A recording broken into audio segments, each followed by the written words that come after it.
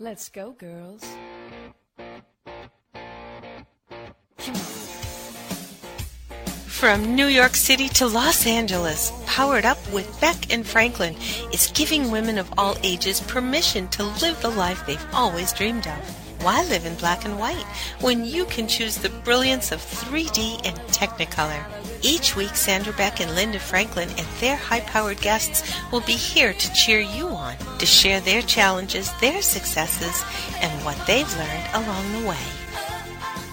It's all about women supporting women. The stories and practical tips on sex, beauty, money, and so much more are designed to help you reconnect to the powerful woman you are. Fabulous knows no limits. Now it's time for you to expand your boundaries. Here are Sandra Beck and Linda Franklin. Hey ladies, this is Sandra Beck. I'm here with Linda Franklin, and we are visiting today with Frankie Picasso. And we're talking about emotions and feelings and how they're affected by our thoughts, our memories, the things we think about, our experiences.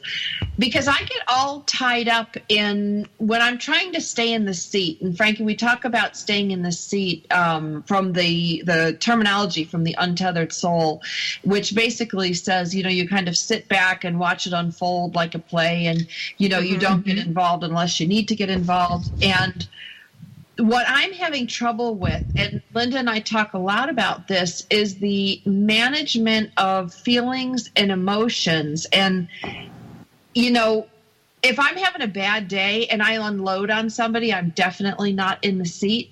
But if I'm having a good day, I still feel upset. And I get confused between where we shut down emotions, how do we feel emotions or feelings. I just get all confused. Good. Well, it is confusing, and people use them interchangeably, but an emotion is the physical response to change that's hardwired in us, right? It's to everybody. And the other side of that is the feeling that you have, or your mental associations and reactions to those emotions. In coaching, we talk about react versus respond. So you learn to respond versus that reaction, that initial reaction that if you don't think about it is going to happen. That's your body, and your experiences from a young age, and even your DNA that says, I'm going to respond like this to fear or anger, or, you see how your parents did it. And so a lot of times we copy how people respond to anger, but you can learn to respond. And that's a very smart way to handle those feelings. Well, so let's say like somebody, like somebody goes out and they don't call you, and you don't know where they are, you don't know what's happened to them. So your mind says things like they've been in a car accident, they're dead, they're not calling me back, Right. Something prosaic as they didn't charge their phone, like happens to my kids all the time. But then I feel all these emotions like fear. And then the more fear I feel, the more that fuels the thoughts in my mind. Like it becomes like this, I don't know if it's a hamster wheel or a feeding cycle. Mm-hmm. Yeah. So let's say that happens. You have a choice in that moment to buy into what your mind is telling you, or you can change that emotion, change that thought to, okay, I'm a little bit worried, I don't know what's happening, but I can put my attention elsewhere and choose not to go down that road. I'm going to calmly wait until I hear something. I'm going to go watch a movie. I'm going to do something else rather than buy into that fear. And that's learning how to respond versus react. Well, and you're right. It is a learned response, because when you've done it your whole life, when something triggers you, and we call it a thorn, we've got something inside of us that's unresolved. So anytime that thorn is poked, we go into that same way of reacting to it. Right. I think the first thing we have to do is be aware what we're doing and why we're doing it, and then slowly, and I say slowly, over time, if we pay enough attention to it and do, like you say, divert our attention because we know our panic isn't real, it will go away because we're not responding to it. But it's not like instantaneous. It takes time to figure it out. Like my dad always said, the time to worry is when you have to worry. It's like when you know something, you don't worry until, you have to worry. So really that the way that your brain is, that thorn, or the way that your brain is triggered, we'll call it, a pathway, a neural pathway. And so that neural pathway can be changed. We can, say we're going to try this behavior instead of, immediately going into hyperactive fear and overwhelm. I'm going to choose to go down this other rut, this little path. And so it's a little deer path, and it's not very strong, and, you wobble as you go. But the more you train yourself to go to the new deer path, the more you train yourself to do that, that becomes the essential pathway, and the neurons will go that route rather than to go to the original. So that one will become covered up with thorns and covered up with bush and whatever. But the new one is going to be well traveled, and the ruts are going to get deeper and deeper. So it becomes your go-to. So it's really, it's proven we can do this, but it's a challenge because you need to learn how to respond. You need to say, I'm going to divert this fear. I'm going to not be in fear until I know there's something to worry about. If I get a phone call from traffic control and say, there's been a really bad accident and your car was in it and your children or whoever, God forbid, were in it, that's the time to get scared. But until you know for sure or have that information, what's worry going to do for you? Absolutely nothing. Just make you sick to your stomach. Or waste your time. And waste your time. That could be valuably spent. And then when you find out, oh, I was just busy, sorry I couldn't call you, you're like, holy crap, I just spent a whole weekend worrying about you, and I haven't, and it was for nothing. So that was time that you could have spent valuable, productive time, or having fun, or doing something with people that you love, or going to the beach, or doing something great, and yet you chose to stay and worry about something that you had no control over anyway. Even if you were worrying, you couldn't fix it. Yeah, but it's kind of, there's some people, it's in their DNA that they're worriers, right? And don't we have to figure out why we are, or what it is about this particular incident that triggers us of, why do we react like this? We don't react like this in all situations, but we react to this particular situation that way. Don't we, in order to banish it from our lives, do we have to know where it emanates from? It's not our brain. It's something that's stuck in our psyche, something that may have happened before in our past or past lives, or something. It's a possibility, Linda. Yeah, absolutely. But the first thing, like you said, is to find out where it's coming from. Like if this is something that is a constant in your life, and it's disrupting your life, then I would say, first of all, it's called an underlying automatic commitment in coaching terms. So it's something that you're committed to, a behavior that you're committed to that you don't know about. It's subconscious behavior. So let's say your husband goes to the store and he said, I'll be back in 5 minutes, and he takes 3 hours, right? Mm-hmm. Okay, so you're starting to worry after the first 10 minutes.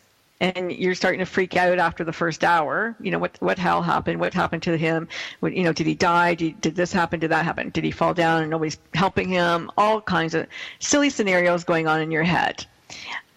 So at that moment, you could say, okay, what's really going on here? What am I really afraid about? Like, why am I so afraid? He's a grown man. He has a cell phone with him. He knows how to call for help. Maybe if something happened, I'm sure he'd call me. Maybe he wouldn't call me right away because he knows I'm going to panic, but as soon as, he's okay or whatever, he's going to call me. Or he just went, how he is, and he just likes to lollygag and decided to go look at power tools, whatever. So you can address yourself in that situation, go, where does it come from? Why am I so afraid of this scenario? Am I afraid to be alone?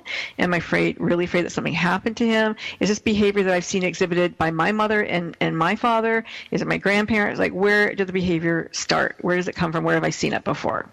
Does it sound familiar at all? Yeah, I mean, that's it. I think it's trying to find out where it emanates from, because in all of these situations where we worry unnecessarily, it's always that what-if scenario. Yeah, and behavior is learned. Behavior is something that we learn and we can unlearn. So if it's behavior, then that's, something we can certainly do something about. Do we have to know where it stems from? No, not really. I think we can make a choice then and say, you know what, I'm not going to do this anymore. This is silly behavior. It doesn't serve me well. And I don't like being upset. I don't like my stomach being in knots. I don't like feeling nauseous. I'd rather sit down and have a good meal. Or I'm tired of eating chocolate bars and ice cream when I get upset. That doesn't serve me well. What else could I do? And, once you address behavior and look at behavior and decide, is it good for me or bad for me, then you can make the change based on, just the emotion of saying, I don't like how this makes me feel. Because you can't do anything about it. If you could, then you would. No, right? Because you can't change somebody else's behavior, so the only thing you can do is look at yours and say, okay, and you know exactly. I don't like feeling like that. So exactly. The thing is, how do I fix it? And that's always that's almost always the challenge. How do I fix it? Can be very, very easy if we could just, turn it off and say, be gone, I don't need you anymore. You're right. But like we can look at it as an addiction. Okay, it's a behavior that we're addicted to that is, part of us until we decide to change it. And so like any addiction, you address it. You talk about it, you look at it, you examine it, and you say, this isn't good for me, I'm not going to do it anymore. How do you stop an addiction? You're conscious of it. You just have to be super conscious, uber conscious all the time until, it lessens in severity. A commercial break, and we're going to talk more about this when we get back from the break. We're here today with Frankie Picasso, Linda Franklin, Sandra Beck. This is Powered Up Talk Radio, and we're talking about, after the break, when you don't like how something makes you feel, what are the steps to change it? What are some things that we can do to break those habits?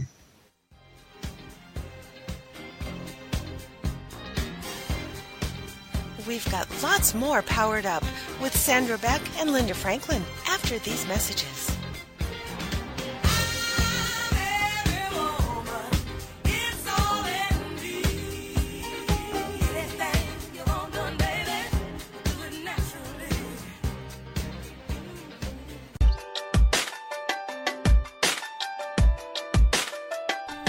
Do you ever wonder if you're the only woman who runs errands in her yoga pants so it will look like she went to the gym? Or how about the only mom who feeds her kids raw cookie dough? Or are you the only one who cooks her family cold cereal for dinner? Do you need more laughter and less loudness? More self-love and less self-loathing? More joy and less judgment? You're not alone. Come to the living room, a place where we get comfy, candid, and confident together. Come seeking sanctuary and leave feeling renewed. We're saving a seat for you. Give yourself some living room today.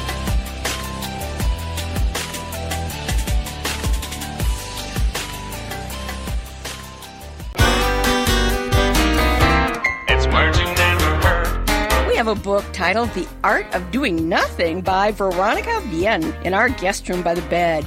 I'm telling you, this book is an impossible challenge. In the state of Maine, it's said that someone who bottoms chairs for a living is lazy, presumably because one's bottom is perpetually in the chair. To sozzle means to laze around or perform a task in a sloppy way. The word is mainly found in New England. A quote from 1848 describes the term as used by housekeepers in certain parts of Connecticut to refer to a lazy person.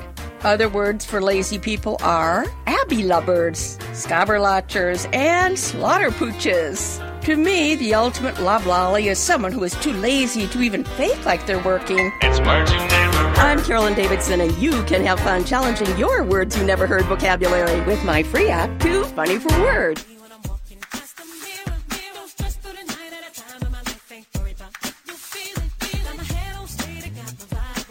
We're back with Sandra Beck and Linda Franklin. Here's more Powered Up with Beck and Franklin.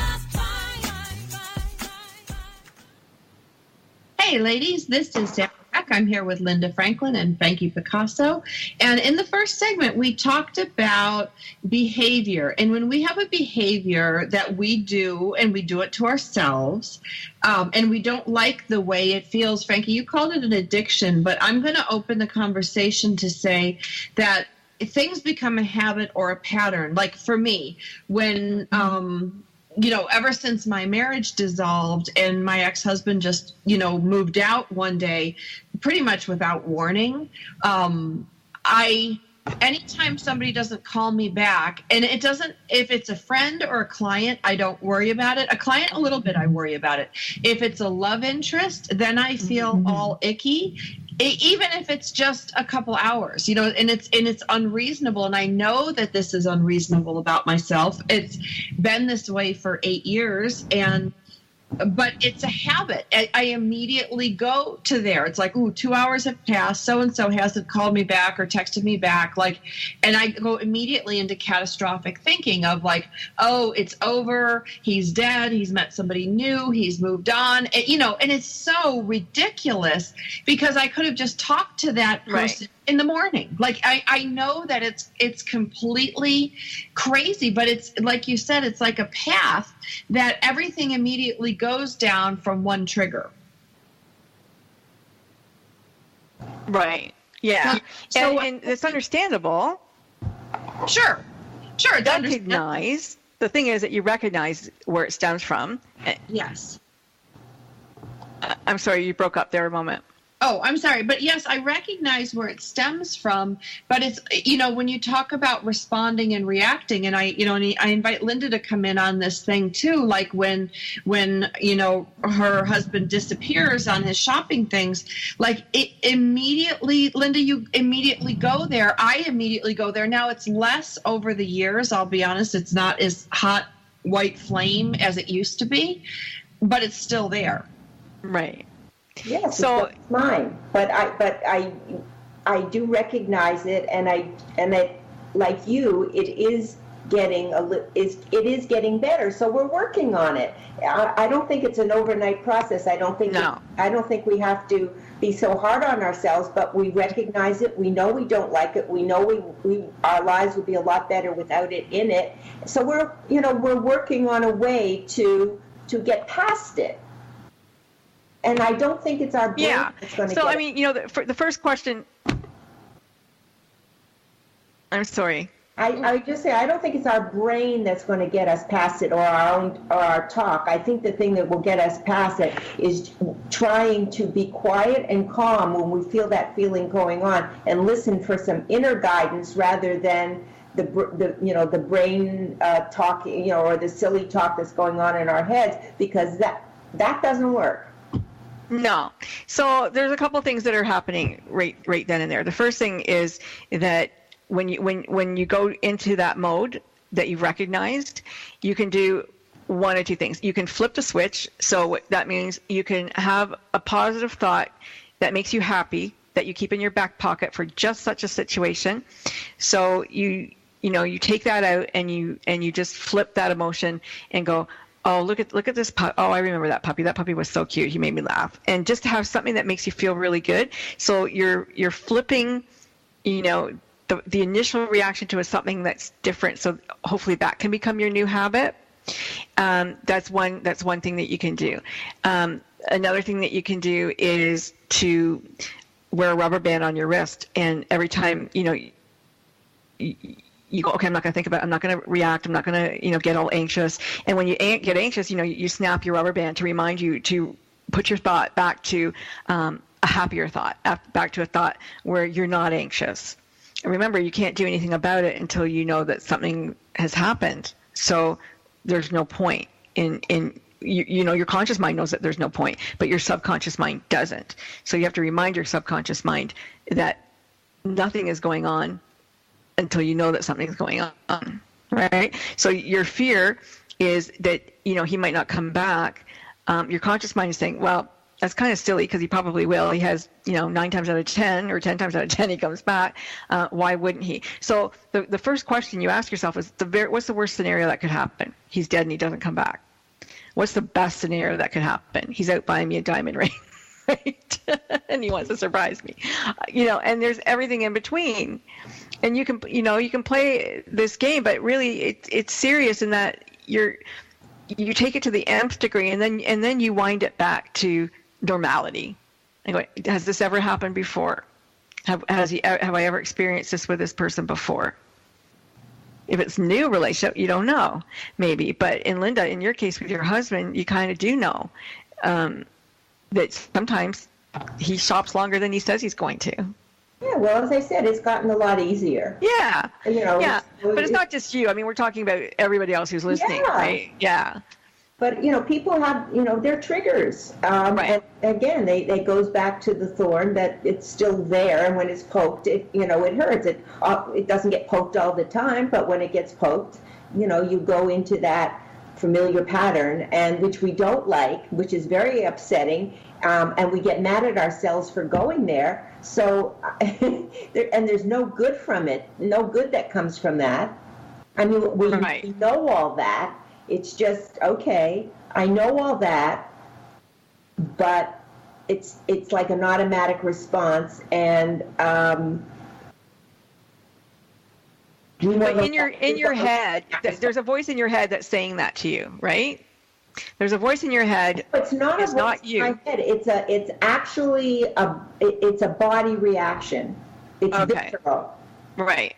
It's so like your heart. Visceral reaction. You can feel yourself your chest tightening up. You can it's a visceral reaction that just happens. It's not like you plan it. It just sort of comes on you. Mm-hmm.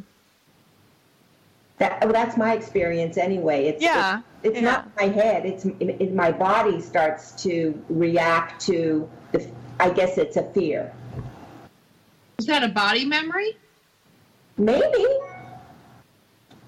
We hear a lot about, body memories and how, traumas from the past can entrench in us, even as little teeny things.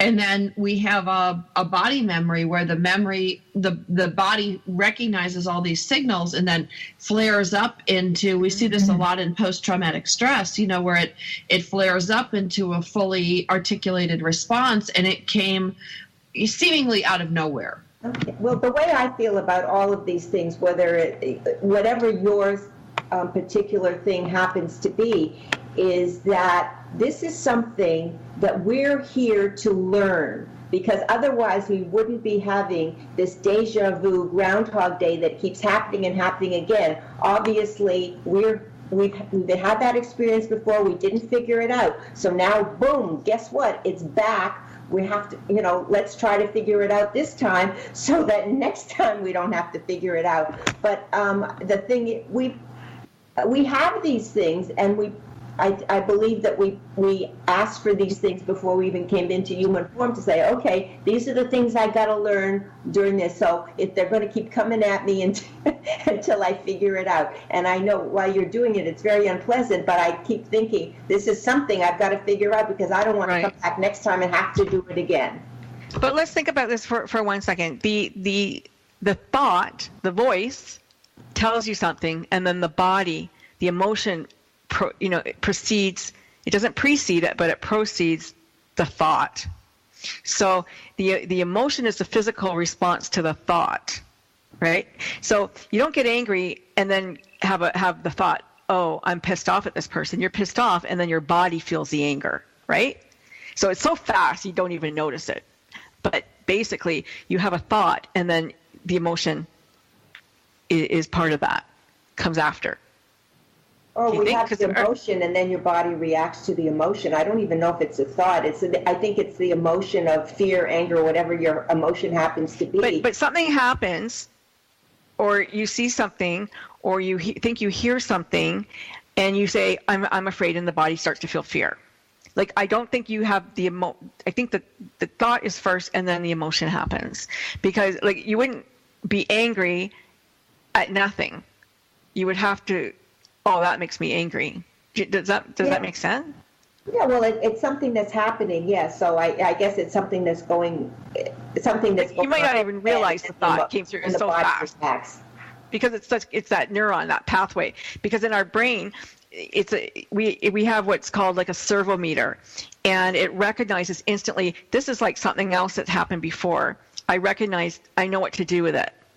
It's so fast, like we don't even consciously catch it, but our subconscious catches it, and it goes, even though I haven't had this exact experience before, I know what to do with it because it's so similar to this other one. Boom, now I'm afraid. And it could do it for happiness, it can do it for all kinds of stuff, but our brain is wired to solve the problem of whatever it is.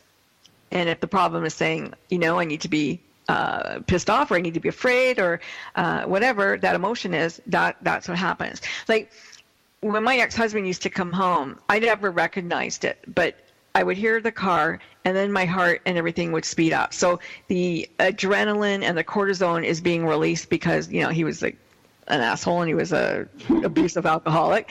But I never recognized until one day. I go, why is all this happening to my body? He's not even in the house. He's not doing anything.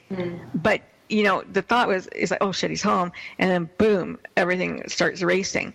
And once I recognized that, I thought, I have to be out of here. This is not good. Once you have that physical reaction to all of your thoughts, then you recognize how detrimental it is, because you don't need cortisone going through your body all the time because it causes, all kinds of disease. Absolutely.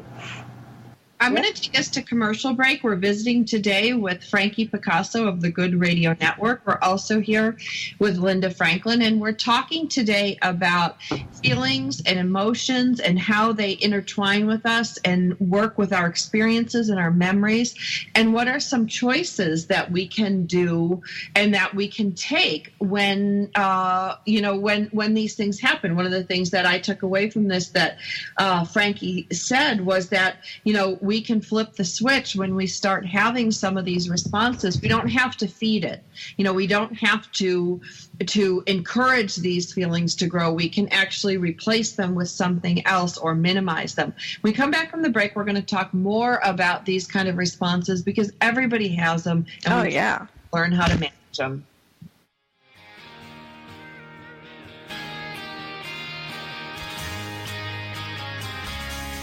We've got lots more Powered Up with Sandra Beck and Linda Franklin after these messages. This is for all you girls about 42. Tossing pennies into the fountain of youth. It's words you never heard. Whenever we hear a recording of our own voice, it always sounds different than we think. This is because the bones in our skull create a resonance from within that makes our voice sound deeper to us. But our recorded voice is how others hear us. I'm sure I'm not the first person who has uttered the words, "I really don't sound like that." Do I? Margaret Thatcher famously underwent vocal training to lower her voice and make her sound more statesmanlike. Recently, British Airways polled Americans and Britons to see who they believed had the sexiest voices. Morgan Freeman was voted number 1. If a judge loves the sound of his own voice, expect a long sentence. What's a word for a person who loves to hear the sound of their own voice? A philodox. It's words you never heard. I'm Carolyn Davidson, and you can have fun challenging your words you never heard vocabulary with my free app, Too Funny for Words. Welcome to Geraldine Tegelov Live, the show that shares with you the secrets of redefining, reinventing, and rebuilding your life. Having pulled herself from the rubble of financial ruin and having gone on to create a highly successful career, Geraldine has become an expert in the art of transformation. She believes that it doesn't matter where you are right now, how overwhelmed you feel, or how impossible the task of turning your life around may seem. You can do it. Stay tuned as metaphysician, international best-selling author, and intuitive Geraldine Tegelov gives you the inner understanding and the outer practical how-to to create your amazing life. Gain a fresh perspective on how to redefine, reinvent, and rebuild your life. Join Geraldine Tegelov live every Tuesday evening at 6 p.m. Eastern Standard Time, right here on the TogiNet Radio Network.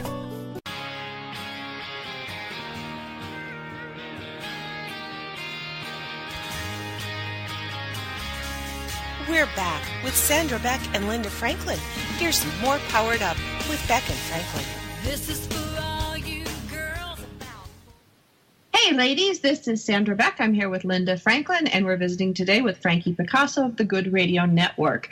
We're talking about feelings, emotions, how they relate to the body and mind, our experiences, and our thoughts all come together. And what I was thinking about recently this week, girls, is I thought about my kids. And, you know, nobody had to teach them how to express anger or frustration or sadness. And if you don't believe me, just go into Target or Walmart on every given day, watch a mother take something away from a child. You know, Zachy could blow the roof off a Target. And, but as we get older, we learn to manage, and our parents hopefully teach us how to manage these emotions. But in many cases, there are some deep-seated experiences or deep-seated patterns that we have as children that carry into adulthood. You know, I always thought about when I was getting divorced, my attorney would say to me all the time, he says, Sam, you got to remember, people do what works for them. So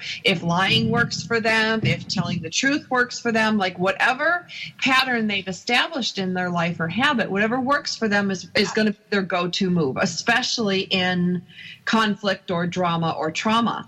And so when we try to rewrite some of these habits that maybe are still serving us in some way, you know, like I think about the women in my circle who are divorced. There's part of them are the, oh, poor me. I'm never going to get over this. I'm mortally wounded. Be nice to me. Do things for me. Buy me things. Give me things. Then on the flip side, there's the divorced moms who are, I hate men. They all suck. I'm going to do it on my own. And, you know, don't help me. Don't even give me any advice. And, you know, and I'm kind of somewhere in the middle there, you know, and I do swing back and forth between those two pendulums at times. But I'm really examining what behaviors got me what I wanted, because if I'm not where I am in life, those behaviors haven't served me very well. Yeah. So let's look at that for a moment. I mean, you are a very independent woman. You know how to do things on your own. You can, you know, wield a hammer and a screwdriver as well as, you know, turn a blender on and make dinner. So, you know, you're not sitting in a corner crying and pathetic. And so you can say, okay, but you're not, you know, you're not running Women's Lib organization. You'd still like to have a partner and a guy, right? I mean, it's not about that I don't want somebody, but what's really good about your particular case is that you don't need one.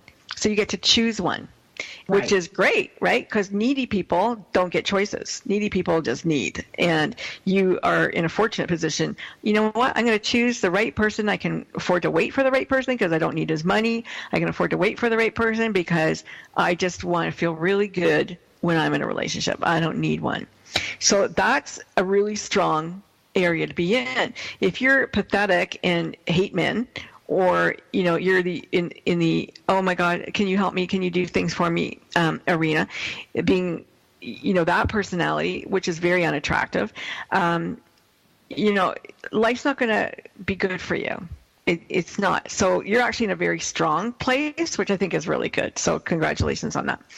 The kid crying in Walmart or Target or wherever they're doing it, this is, I don't know if they learn to manage as well as they become socialized. And this is where we all become socialized. You know, we're told, be a good little boy and girl, here's your treat. And we do it with animals and we do it with our kids. And little girls, oftentimes, you know, we grow up and we need chocolate when we're upset or we need ice cream because that's what was given us. That's what comforted us. Here, put a lollipop in your mouth and shut up, right? And even today, you know, if I get really, really upset, what can I eat? What's going to be really good to eat? You know, what's going to soothe me? But I recognize the pattern and I go, okay, I don't need to do that because I know where that comes from. It comes from sticking anything in your mouth, shut your kid up and move on. We all do it and we all see it. Absolutely. So is there an alternative to that? Okay, some people give their kids a timeout, right? So is timeout good? Can you reason with a 2-year-old? You know, do they have that functionality to be able to reason? Or a quick, you know, slap on the wrist, take care of things and go, oh yeah, okay, I'm not going to put my hand on that burner anymore because that really hurt. There's thoughts of school on everything, but it's the socialization of us as human beings is where all these things come from, really. By our parents, by our schools, by society, by everybody. Television. So when we deconstruct things that aren't working for us, do you have like a formula, or do you have something like a question you can ask yourself, or do you just start with, I don't really like feeling this way? It absolutely starts with questions. So the question, first thought is, I don't like feeling this way. Okay. So if I don't like feeling this way, and this is the thoughts that I have, how can I can either go back and go, well, where did that first start, and rewind that thread, like I did I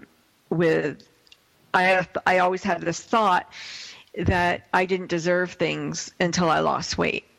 Oh, I can't do that till I lose weight. Oh, I can't go there until I lose weight.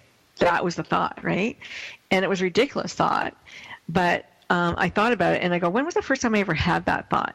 And I just took that thread and I went back till I was about 8 or 9 years old, and I wanted a puppy, and my mom said, you can't have a puppy until you lose weight. Did I need to lose weight? No. Was it a control thing? Yes. But that's where it started. So I don't deserve things until I lose weight. We all have things like that. What is your thought? Where did it start? And now that I know where it started, I can say, okay, well, that's not true. Is it true? Is that belief, or is that thought true for me, that I don't deserve things because I'm fat, or I don't deserve things until I lose 9 pounds, or I don't deserve things? No, it's not true. It's not a good thought. Why would I have that thought? But I thought it was true my whole life. So we question our beliefs, and we ask ourselves, where did this belief system come from? Who gave it to us? Who put that in our brain? Because somebody did. More than likely, somebody planted it at a young age. A lot of the stuff that, things that we do, whether it's reaching for the ice cream when we're upset, doing, I used to get in a car and drive like 150 miles an hour when I was upset. Did that serve me? Made me feel good, but, wasn't smart. Was I trying to kill myself? I don't think so. I just wanted to prove a point. Oh, nobody loves me. Let me go faster. Ridiculous behavior. But that was it. Do I do it today? No, because it was stupid and it doesn't serve me. What I'm thinking as I'm listening to you ladies, I'm going back and thinking that, all of these decisions that we make that really aren't good for us are all ego-based. Yes. All ego-based, and if they were consciousness-based, we wouldn't be going through all of these machinations that we go through. So, I'm fat, I can eat this, I don't do this, or the kid that everybody wants attention, I'm not getting attention, so it's an ego thing that they're going to have a tantrum. I mean, we learn it at a very early age that the ego kind of rules us until we are aware of it and then try to get out of that ego-based behavior. And the only way we can do it is, self-examination to say, and that's what I'm doing these days is I'm not going to do this, or I am going to do this. Is this ego-based or consciousness-based? And I find that, a lot of times it is ego-based. And if I make a decision out of that place, it's usually not going to be a good one. Mm-hmm. So you're trying to work with your higher self at this point and go, yeah. Okay, yeah, that's great, and that's where we should all be trying to get to, because that's where you really are evolving. Yeah, absolutely. So what does higher self then look like? Like when your husband doesn't come home, or your kids or your dad or your boyfriend doesn't return your phone calls. Like what does that look like? Like, what do you just go, I'm going to sit in my higher self and not let this bother me? Or like, what do you do? Yeah, I think that would be my thought. Okay, let's, if we want to really go out into the cosmos, into consciousness, we're all connected through consciousness, and we're each here for our own journey, right? So let's really go far out. We're each here for our own journey. So if something happens to Joe, Will I be sad? Yes. Does it affect me? Possibly, but that was his journey. This is my journey. I'm going to sit in my journey, right? So, I mean, we're always operating between the two planes because, you know, you're a mom and you got your kids and you love your kids and you're always worried about your kids, but there's a higher consciousness of Sandra, you know, who's here for Sandra, not necessarily for her kids. She had kids as a byproduct or whatever, but you're here for your own learning. So would it be sad? I mean, it absolutely be horrible if something happened to your children, horrific, but maybe that was your learning that you needed to have happen. Who knows, right? But the higher self would recognize that things happen without our control. I think when you're in consciousness and spend more time there than in ego, that you begin to not just brain-wise, but spiritual-wise, heart-wise, know that no matter what happens, you're going to be okay. Right. And that you know, what a wonderful place if we could all live there to say it doesn't matter as long as I know whatever happens on the outside, on the inside here, I'm going to be okay. That's exactly true. I think that's exactly true. And of course, you know, do we like it? No. You know, do things hurt us? Yes. But, you know, if you really want to be in consciousness, then you know that in the end, none of that matters because it's not who we are. Right, it's where we are. We're visiting today with Frankie Picasso and Linda Franklin, and we're talking about the management of emotions. And boy, we hit some hot spots between managing our emotions, you know, with our husbands or boyfriends or with our children or our parents. You know, we just throw siblings in there. I think we've got the, you know, quadfecta there of emotions, people who can trigger emotions in us that make it really, really hard to stay conscious and not slip down, because it does feel good. The human body wants comfort. The human body wants results. And, you know, yelling at someone can give you great feelings of power and, you know, it's ego, sure. But we're going to talk about, when we get back, what are some after behaviors we can do when we recognize that we need to stay conscious.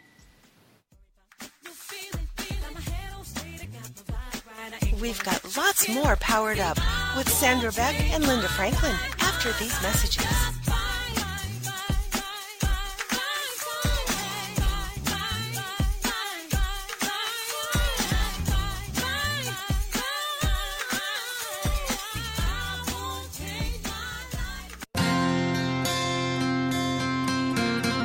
Would you like to know how to bring more ease to all the decisions you need to make in life? Knowing your core values is the first step in Joyce's free live masterclass. You'll discover your top 5 core values in as little as 45 minutes. Join her now at freegiftfromjoyce.com.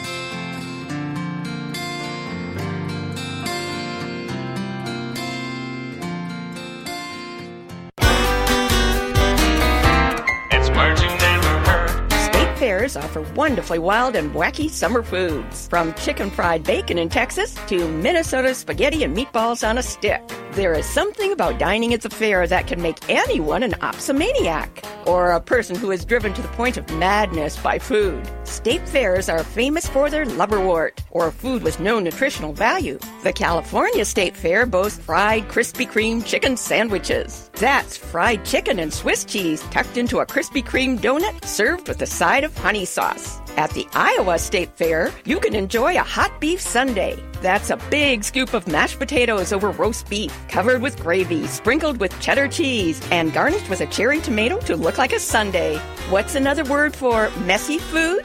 Ma Wallop. It's words you never heard. I'm Carolyn Davidson, and you can have fun challenging your words you never heard vocabulary with my free app, Too Funny for Words.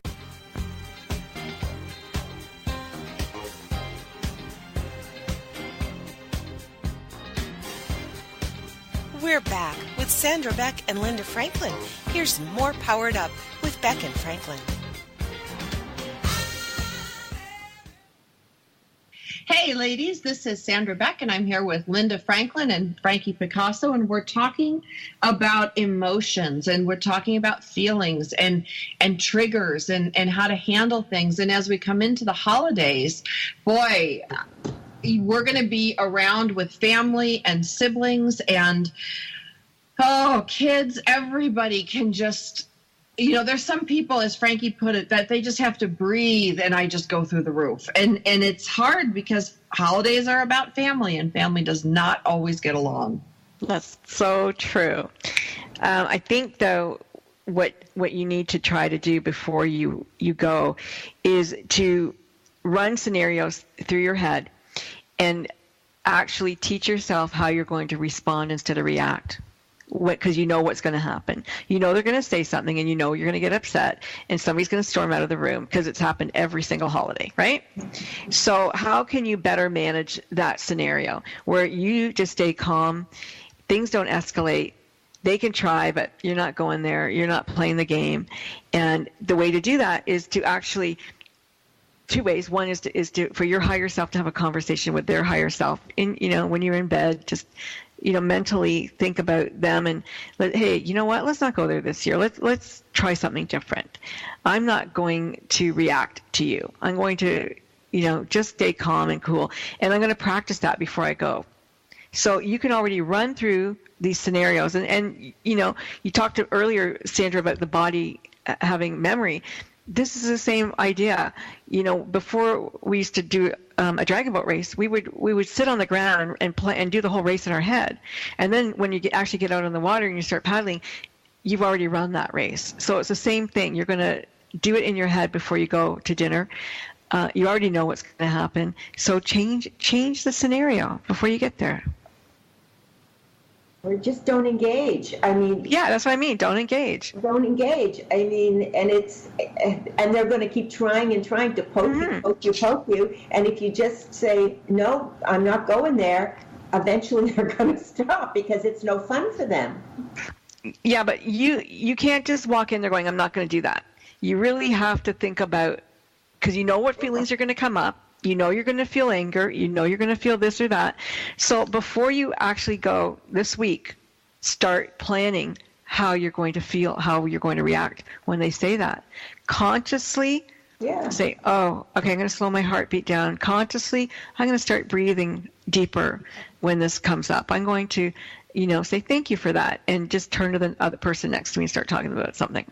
Like, plan your attack or your non-attack. Your non-attack, right. Your non-attack. Plan that whole scenario.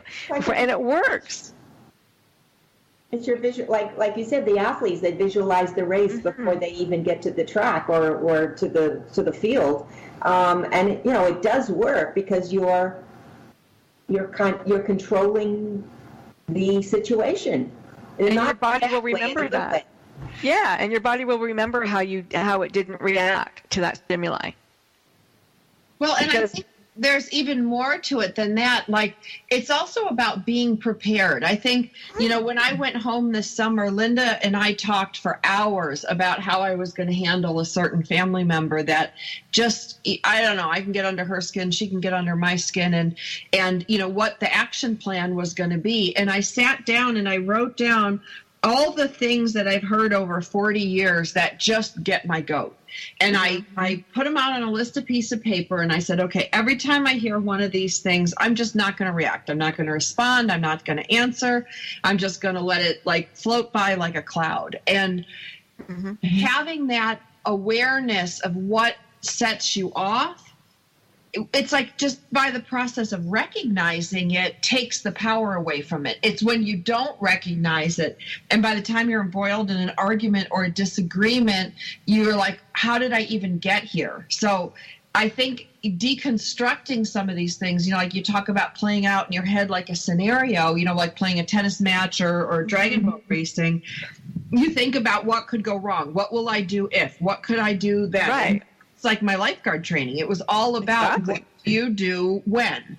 And so I kind of applied that this summer to what will I do when she says this? What will I do when she does that?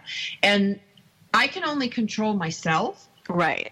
And there's no way I to control somebody else. But you had a strategic plan. You planned the event before you went. So when this happens, I'm going to do this, or I'm going, when I hear this word, I'm not going to react. So it was all pre-planned before you went.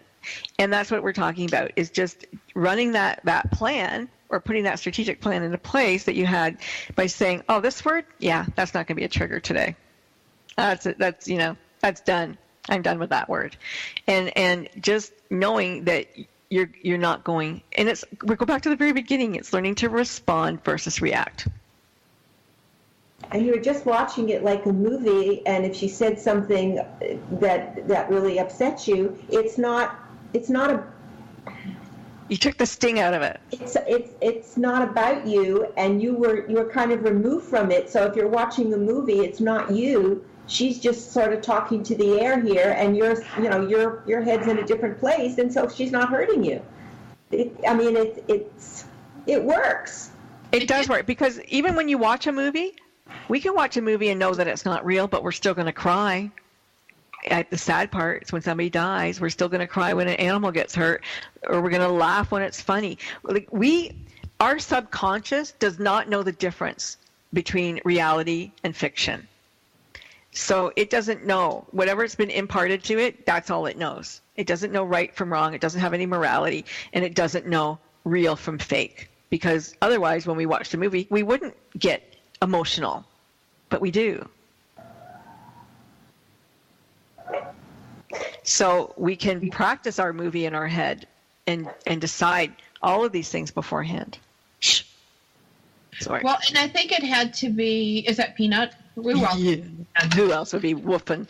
Oh, we've had Lucy and Lucy's barking now, and she even shut the door, so I don't know what she's barking about, but she's barking. Maybe she heard Peanut, so. Lucy likes to be the star of the show. She's got a big ego. Yes, there you go. But I do think having a plan, it's kind of like getting through the holidays of like, where am I going to go and enjoy the buffet, and where am I going to go and not, and it's about making choices. And I think that's the difference when you talk about reacting versus responding. Reacting really means that we just kind of go because our emotions or our feelings, whatever it is, we just go because we're used to doing it that way. And then responding, just to be able to respond, implies that you have a choice. Right. Exactly. It's like you go to the buffet and you know that you're on a diet, and so you would look over a menu beforehand and go, well, okay, I know what I'm going to eat when I go there. I'm going to have the salmon. They make it like this. I'm going to ask for that, and know before you go exactly what you're going to order. Reacting is going, all of this stuff, I'm just going to eat it all and not even think about it. Or reacting is when your ex-husband knocks on your door and he goes, and you get so pissed off because you just saw his face. Instead of going, you know what, when he shows up at the door next time, I'm just going to take all of the emotion out of it, because he doesn't matter to me anymore. He doesn't have a control over me. He doesn't impact my life. He doesn't have any power. I'm taking my power back. And that's learning to respond. And we can always ask ourselves this simple question too. Do we want to be right, or do we want to be happy? Yeah. And hopefully we're going to choose happy most of the time, because right doesn't make us happy. No. That's the ego. That's a really good question. Right. Yeah. Do I need to win this argument, or do I want to be happy? Exactly. I mean, it's so true. I'm walking away because this is not my issue. If they feel that they have to get everything in a tizzy, I'm walking away because it's not about me. Right. And it's not about you. Well, and I'm finding in life, most things are not about us. We make them about us. It's funny. I was talking to my trainer the other night, and he's the most nice, calm, Zen guy you'd ever meet. One of those people that eat everything right and are in perfect shape, and just, really just a great guy. And he was telling me how he has all this road rage on the freeway. Wow. Like, when somebody cuts him off with somebody, and I looked at him because that kind of thing was so incongruent with, the person that I know. I'm thinking, really? Like, that's gonna anger you to the point where you get so mad? And I said, but that's not about you. And he goes, yeah, they cut me off. And I'm like, maybe they just weren't paying attention. They don't even know who you are. And it gave me a really good insight into how we can personalize other people's behaviors and Yeah, that was a really good answer, because they probably weren't even looking at him or thinking about him. Their mind was somewhere else, because when you drive, you are in a trance state. So, you're totally not thinking about what you're doing. You're somewhere else, and it wasn't about him at all. How would they even know? We've got 10 million cars that go on our freeway every day, which is at least 10 million people passing each other. So in what universe are you looking at the person next to you, making that decision to go, I'm going to cut you off because I don't like your bumper? I don't know. It's stupid. Yeah. But we do that as people. We personalize other people's behaviors. That person was looking at me weird. That person was looking at me. They didn't even notice you. But Come on. All that car stuff is, again, it's all about ego, because, if he's going to go faster, or he's going to do this, and no, I'm going to show him, or, if he's going to cut me off, I'm going to show him, or I'm going to show her. And it's just all about our psyche. I mean, why is it's so damaged and so bruised that a complete stranger can make you act like a crazy person? Yeah. And the reality of that is so funny. It's so true, Linda. And the reality of that is that, we all know that no matter how fast you go, there's going to be a red light, and you're both going to be out at the same time. That's it. In the end, it's going to be the same thing. Out here, there's some big old rock truck going up the freeway, and then everybody's got to slow down. And it's like, you jerk, you just cut off 4 people, crossed across 4 lanes of traffic, and now 3 seconds later, we're all stuck behind this big truck. And I think it's just a product of our time. There's so much road rage, and now people are getting out of cars and killing each other. So, is that worth it? Is your life worth more than someone cutting in front of you? Honestly, you got to ask yourself these questions. All right, we got to respond, not react. We're here today with Frankie Picasso. My gosh, this hour just flew. You can find more about her at the Good Radio Network. She's amazing. On behalf of Linda Franklin and myself, I welcome you guys to check out our Powered Up community on Facebook, where we talk about these issues. We talk about solutions and problems and things that we all face, so that when we know better, we can do better. And when we do better, we get to be happy. And isn't that what it's all about? We'll be back again next week.